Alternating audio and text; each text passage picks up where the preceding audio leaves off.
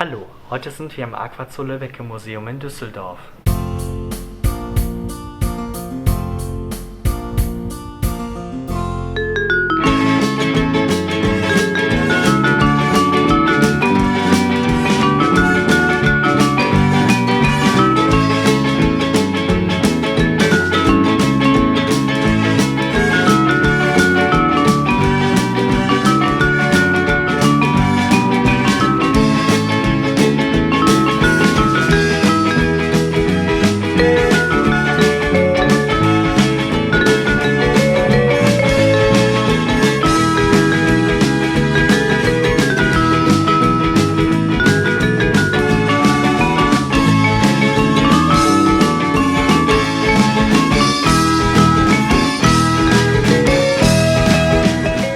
Hier im Aqua Löbbecke Museum gibt es auch einen ganz besonderen Frosch, nämlich den Titicaca-Riesenfrosch, Telmatobius culeus.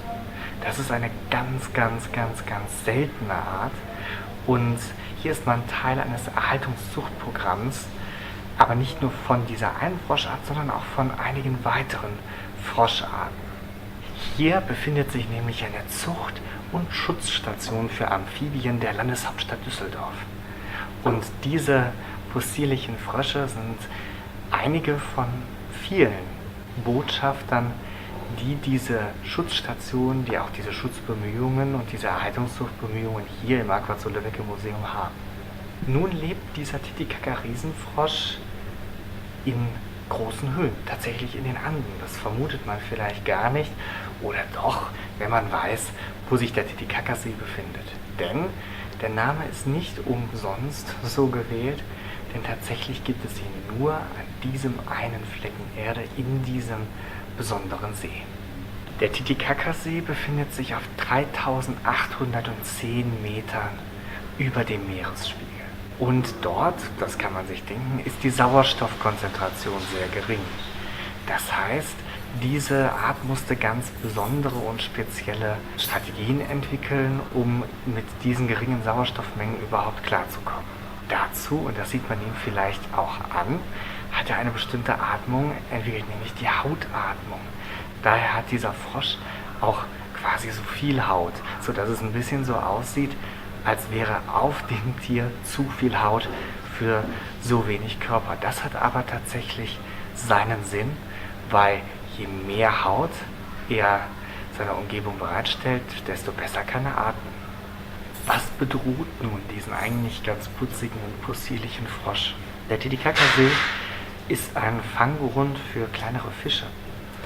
Und hier kommt der Titicaca-Riesenfrosch öfters als Beifang in die Netze, was ihn natürlich durchaus bedroht und was natürlich durchaus auch Auswirkungen auf die Nahrungsverfügbarkeit für diese wunderbaren Tierart. Die sind zwar eigentlich nicht wählerisch, aber man muss eben auch bedenken, dass Fischfang im gesamten Ökosystem eben auch durch den Beifang und weitere Eingriffe Schaden anrichtet.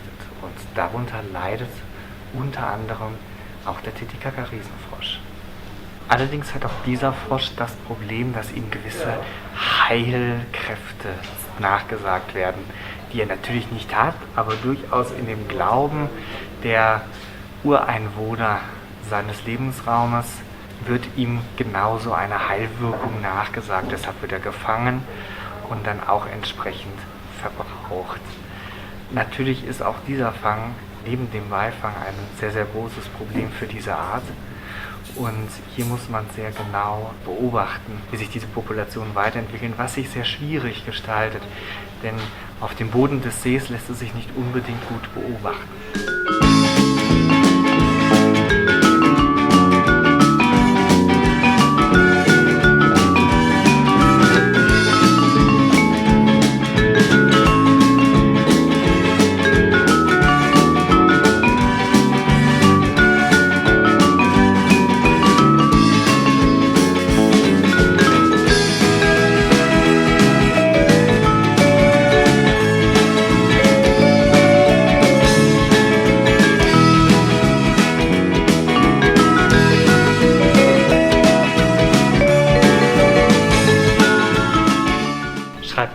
Fragen in die Kommentare und vergesst nicht, dem Video einen Daumen hoch zu geben. Damit ihr in Zukunft kein neues Video mehr verpasst, könnt ihr unseren Kanal kostenlos abonnieren.